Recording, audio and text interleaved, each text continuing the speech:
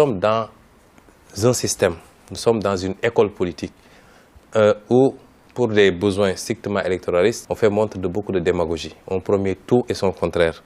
Notre génération n'est pas de cette génération-là. Nous n'étions pas des politiciens, nous n'en avons jamais fait.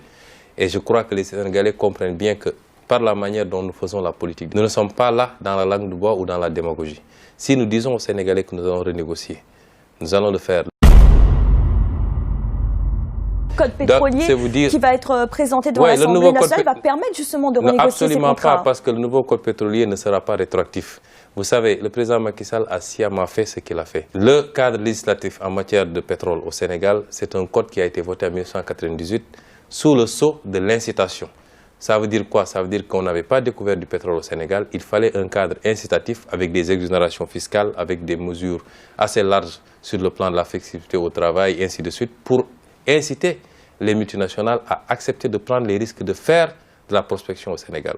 Une fois qu'on a découvert du pétrole au Sénégal, et du pétrole de qualité, un gouvernement sérieux, ce qu'il aurait dû faire, c'est de marquer une pause, de modifier d'abord le code pétrolier pour le rendre à l'avantage du Sénégal, avant d'ouvrir un nouveau cycle de signature de contrat. Alors, on a l'impression quand même dans votre discours que vous pointez beaucoup du doigt les sociétés étrangères. Non, je ne pointe pas les sociétés étrangères, je n'ai rien à leur dire, je pointe du doigt le président Macky Sall, parce que nous avons des comptes à demander à nos dirigeants.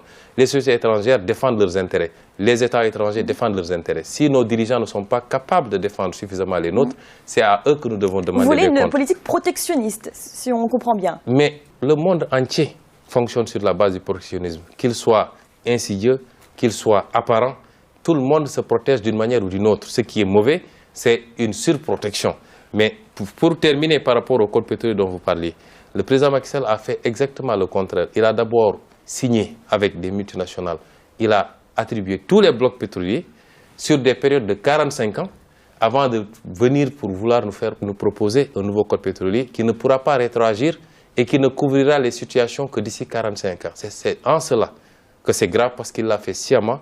Et on avait la possibilité, avant de donner un contrat à Total, avant de donner un contrat à BP, avant de donner un contrat à Ovidy Tender, on aurait pu marquer cette pause, faire d'abord cette réforme importante, la faire voter par l'Assemblée nationale et attribuer les nouveaux contrats sur la base de ce nouveau code qui aurait dû être beaucoup plus avantageux au Sénégal que ce qu'il a fait.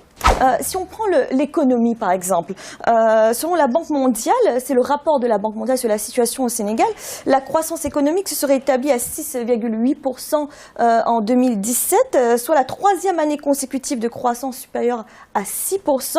Un résultat, et c'est toujours la Banque mondiale qui le dit, qui tient en partie à la mise en œuvre du plan national de développement lancé par le président Macky Sall. Là, ce sont les chiffres d'une institution internationale. Que dites-vous, vous? Vous savez, madame, moi, je suis financier de formation.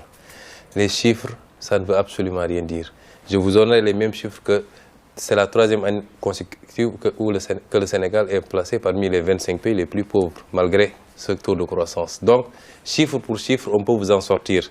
Ce qui est important, c'est que d'abord, il y a un taux de croissance. Mais un taux de croissance qui n'a réduit ni la pauvreté, mais qui n'a surtout pas permis de créer des emplois. Parce que c'est un taux de croissance extraverti. Aujourd'hui, quand vous avez 84% de votre économie tenue par des intérêts étrangers, vous faites 10% de taux de croissance, les 8,4% sortent de votre pays. Et ce n'est pas une croissance endogène. Ce n'est pas une croissance structurelle en plus. Parce que c'est une croissance qui n'est due qu'à la bonne santé de l'économie mondiale. Vous savez que le cours du baril du pétrole a été descendu pratiquement jusqu'à $30 ces 3 dernières années. Vous avez vu qu'avec la légère hausse à $70, le ministre de l'économie et des finances a été obligé de passer aux aveux la dernière fois sur les difficultés de trésorerie de l'État et a indexé le coût du baril. Parce que ce ne sont pas des croissances structurelles indexées sur une transformation en profondeur de nos économies. Il suffit qu'il y ait une mauvaise pluviométrie au Sénégal pour qu'on perde 2 ou 3 points de croissance.